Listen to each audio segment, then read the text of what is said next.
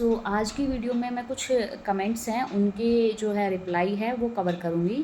First जो question है वो आया है, टीचिंग के अलावा और क्या क्या काम करवाते हैं। इन्होंने लिखा है कि एडमिनिस्ट्रेटिव वर्क भी करवाते हैं कुछ टीचिंग एसोसिएटशिप के अलावा। इसका आंसर ये होगा कि जो टीचिंग का लोड होता है वो हमारा होता है 8 to 12 आवर्स पर वीक। तो वो डिपेंड करता है, डिपार्टमेंट टू डिपार्टमेंट वेरी करता है कि किसी डिपार्टमेंट में टीचिंग का लोड है तो उन्हें टीचिंग का लोड दिया जाता है, अदरवाइज़ उनको कुछ लाइक क्लैरिकल वर्क हो गया या फिर ऑफिस वर्क हो गया, उस तरह से कुछ काम दिया जाता है ताकि जो हमारा वर्कलोड है वो मैनेजेबल रहे। सेकंड क्वेश्चन आया है आपसे, पीएचडी के अलावा टीचिंग एसोसिएटशिप में कितना लोड देते हैं। आपसे पीएचडी के अलावा जो लोड है वो हमारा 8 to 12 आवर्स डिपेंड करता है department to department. Next question है, मान लो अगर मैं थर्ड ईयर में जाकर इसकी पीएचडी छोड़ दूं और क्या मुझे सारी फेलोशिप की अमाउंट वापस करनी पड़ेगी। नहीं, ऐसा नहीं है।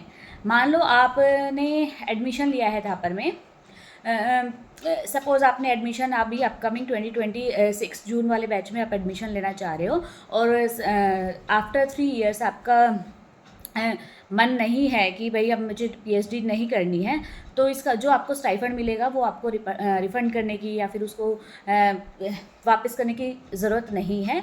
वो आपका जो स्टाइफंड होता है वो आपकी मेहनत का होता है, आपको आपकी जो टीए लगती है उसका होता है। नेक्स्ट क्वेश्चन है, इफ़ थापर यूनिवर्सिटी में पीएचडी थर्ड ईयर के बाद में मेरा कुछ सीएसआईआर में पीएचडी में हो जाता है तो क्या मैं लेफ़्ट कर सकता हूँ। क्या सीएसआईआर में एडमिशन मिल जाएगा क्या। रीस्टार्ट ऑफ पीएचडी का क्राइटेरिया होता है क्या। ये वाला जो क्वेश्चन है ये बेसिकली वो है जो लोग सीएसआईआर नेट जेआरएफ की तैयारी कर रहे होते हैं बट किसी कारणवश वो नहीं कर पाते हैं और उनको थापर में एडमिशन मिल जाता है पीएचडी के लिए उनके एंट्रेंस के बेसिस पे, और ड्यूरिंग पीएचडी वो अपना जेआरएफ कर देते हैं या फिर नेट कर देते हैं और वो कहीं और एडमिशन लेना चाहते हैं तो आप डेफिनेटली जा सकते हो। ऐसा नहीं, आपको कोई रोक के नहीं रखेगा कि आप नहीं जा सकते। इसमें मुझे ऐसा नहीं लगता कि आपको कोई भी कुछ भी मना करेगा। अगर आपको बेटर अपॉर्चुनिटी मिल रही है तो you should go for that.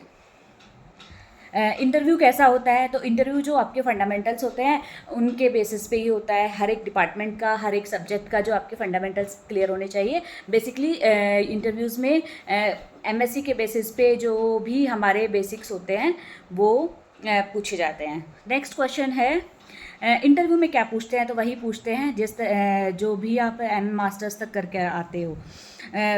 Next है, without net only PhD qualified in UGC net, उनको स्टाइफंड मिलता है, डेफिनेटली उनको मिलता है और उनका अमाउंट 45,000 है।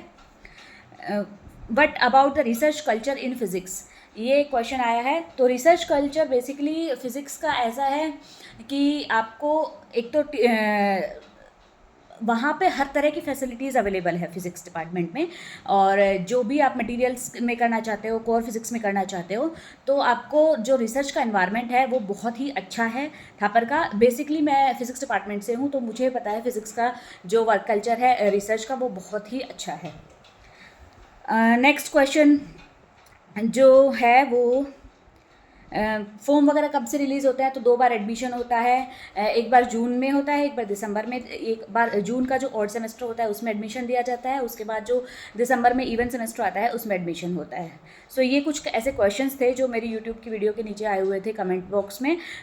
आज मैंने उन सभी का होपफुली एक वीडियो है उसमें सभी का आंसर दे दिया है। अगर आपको वीडियो अच्छी लगी हो तो please do like, share and comment, और कुछ भी और भी क्यूरीज हो तो आप कमेंट बॉक्स में मुझे मैसेज कर सकते हैं। Okay, bye bye, thank you.